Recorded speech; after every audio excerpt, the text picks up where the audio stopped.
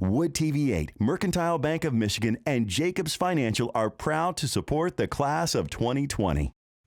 Back in August, we all thought that our final year of high school would be ending very differently.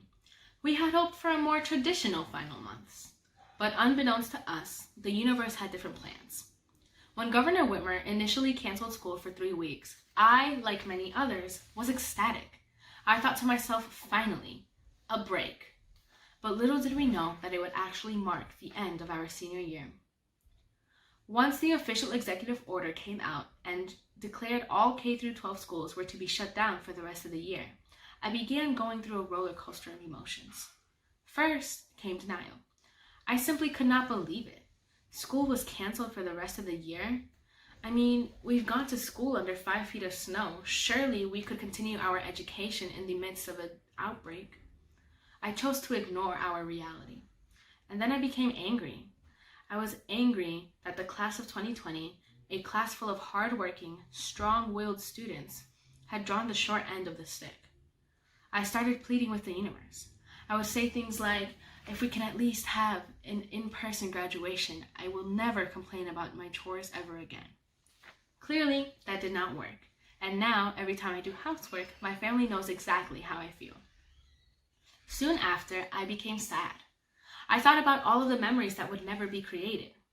Winning games at our final spirit week, going to senior prom, hearing speeches at senior breakfast, and finally celebrating our accomplishments at graduation.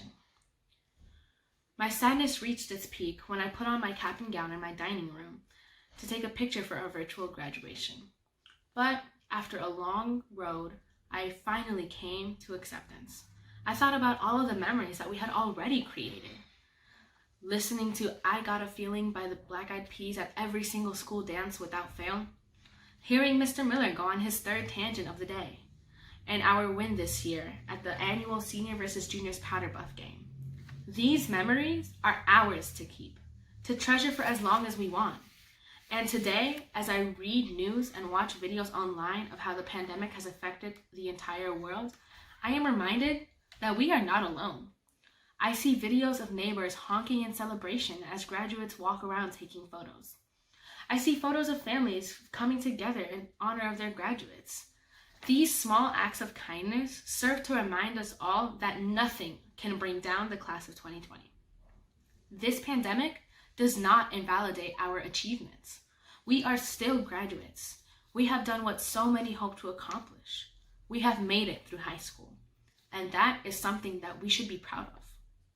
That being said, there are 2 lessons that this year has taught me. The first and foremost, time is precious. This entire year, my focus was completely dedicated to the future. So much so that I forgot to stop and take a look around at what I have right now. Frankly, the number of times that I have thought, I cannot wait to be done with high school, is frightening. Whether it was small moments like not wanting to study for a weekly quiz, or coming to realize that I had done my entire chemistry IA wrong, I was always waiting for the future to come. But looking back, it is these small everyday moments that we must appreciate. These moments in class when, for a reason you can't even remember, you and your friends cannot stop laughing. Those moments at Spirit Week assemblies when the MCs yell, "Class of 2020, where ya at?"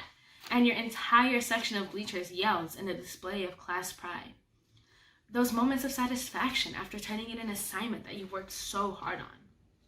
Today, I ask that each of you takes the time to appreciate those small moments. As the class of 2020, we will continue onto many different paths. Some of us will seek higher education at college, others have chosen to serve our country in the military, and others are going straight into the workforce. But no matter what your future holds, take the time to stop every once in a while. Breathe. Look around you. Appreciate where you are right now at this moment, and get excited about what's to come. The second lesson I learned this year is best summarized in a quote by the fictional character Leslie Knope. While a fictional character, Leslie Knope has served as an inspiration to me since I started watching Parks and Recreation. She once said that no one achieves anything alone. This quote in particular is something that resonates within me. It wasn't until this year that I finally accepted that it was okay to ask for help. From teachers, family, to classmates that I had never spoken to before, I began asking for help whenever possible. I finally saw the support system that was available to me, a system that I had ignored for so long. And right now, I'd actually like to take a moment and thank a few of those in my support system. First, thank you to the staff at City High for always believing in me. Thank you to my swim girls. You guys have made me stronger over the years. Thank you to Nicole, Denasia, and Damon, my longest lasting friends, for supporting me the whole way.